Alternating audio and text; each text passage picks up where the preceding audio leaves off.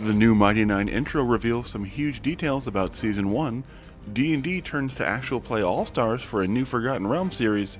and One Piece gives fans a new look at the Grand Line before Season 2. It's just more grand. Told ya. Welcome to Tabletop News Tuesday on the Character Sheet, your first look at the week's biggest fantasy and TTRPG news. Before we talk D&D's big plans and new Mighty Nein footage, why not take a second to hit those like and subscribe buttons to help us keep videos like this one coming? Your support has been amazing the last few months and we really do appreciate it. And then, let's dive into the news. Critical Role and Prime Video have revealed the official intro for their new Mighty Nein animated series, and it delivers on a lot of the promises made by the cast leading up to the release of the incredibly anticipated show, including giving us our first serious look at Yasha in action. The Mighty Nein has promised to dive into the backstory of the characters early and often, and based on all the footage of Yasha, which appears to be her fighting her way out of her village in a flashback to her origins, they certainly delivered.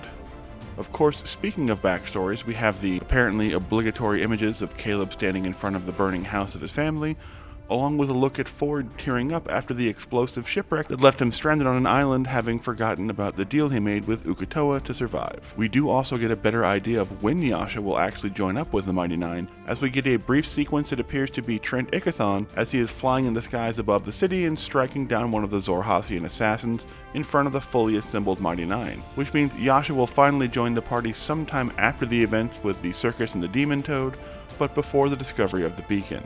We also get a few glances of Essek for good measure, but all in all the animation looks more fluid and detailed than ever before, and if this is the standard they're setting for the show, Critical Role fans are in for an amazing ride when the Mighty Nein premieres on Prime Video November 19th.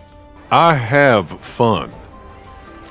In other actual play news, D&D once again doubled down on the Forgotten Realms this year as the setting for basically everything that's come out in 2025 minus the seriously delayed Forge of the Artificer book, which still allegedly comes out this December. And with their new Forgotten Realms books, including Heroes of Faerun and Adventures in Faerun now on shelves, they have assembled an impressive roster of actual play all-stars for a new actual play of their own, to help drive fans back to the Sword Coast for what feels like the umpteenth time. Still, the talent being used for this new Forgotten Realms actual play is truly impressive,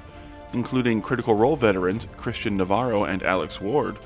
along with D&D YouTuber Jenny D, and friend of the channel and Smosh star turned Sword AF DM turned voice acting star Damian Haas, all running through an adventure guided by Dungeon Master Abria Iyengar.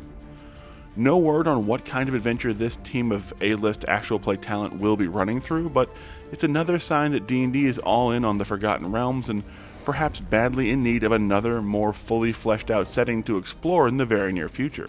But with the recent picture of Joe Manganiello and Dragonlance authors Margaret Weiss and Tracy Hickman at Wizards of the Coast HQ, perhaps that new setting is Dragonlance and right around the corner. And until then, you can catch this star-studded actual play November 5th on the D&D YouTube channel. But I want it now!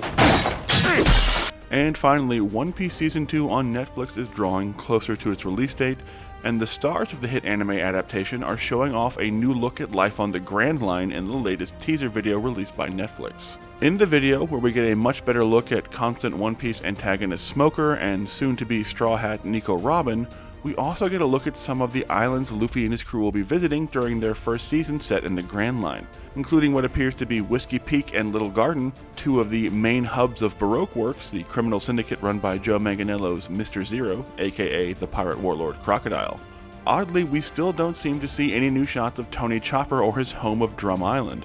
but given how much CGI and post-production needs to go into animating Chopper and adding a ton of snow effects to a set based out of South Africa that needs to look like a frozen wasteland,